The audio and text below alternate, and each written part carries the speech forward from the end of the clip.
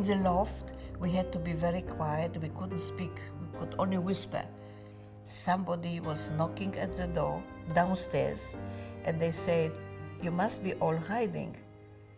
And as they said that, there were two babies with us, and the babies started to cry.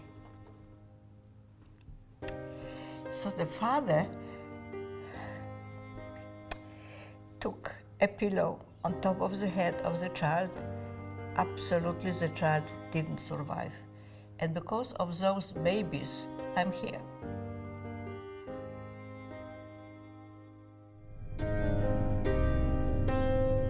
The Brasov concentration camp was built on the Jewish cemetery.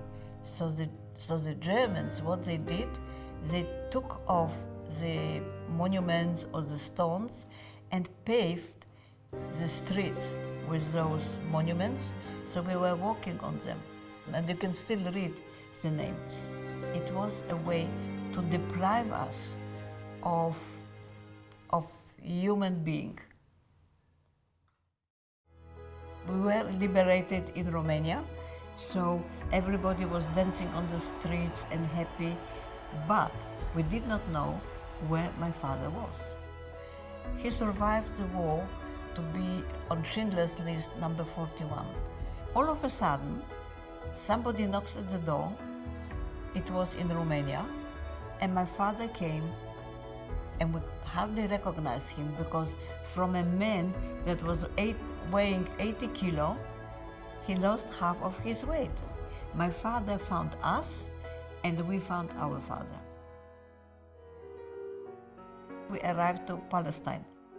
I was on the streets of Tel Aviv in the building that Ben-Gurion was there, and he came out to the balcony and he said, "Now we are a nation."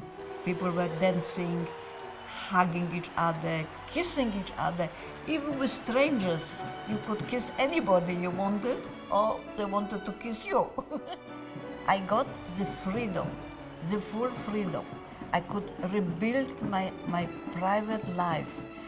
After those dark days, what I went through, it was heaven on earth to be in a free country.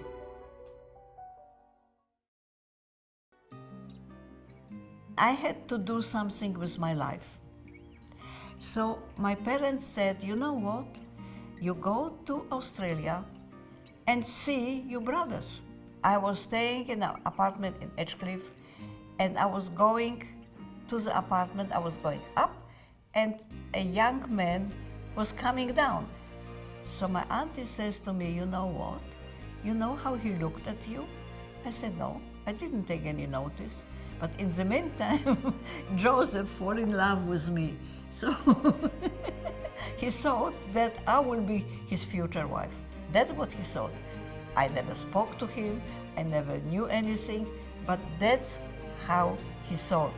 And that's how our romance started.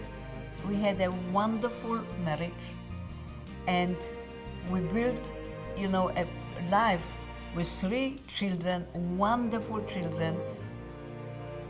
I got back to myself. I got back to be a human being again, to be respected. And also we were very successful in business and to do things that I thought will be good for the country, for me, and generations to come. And I'm very happy that I was able to rebuild my life here in Australia.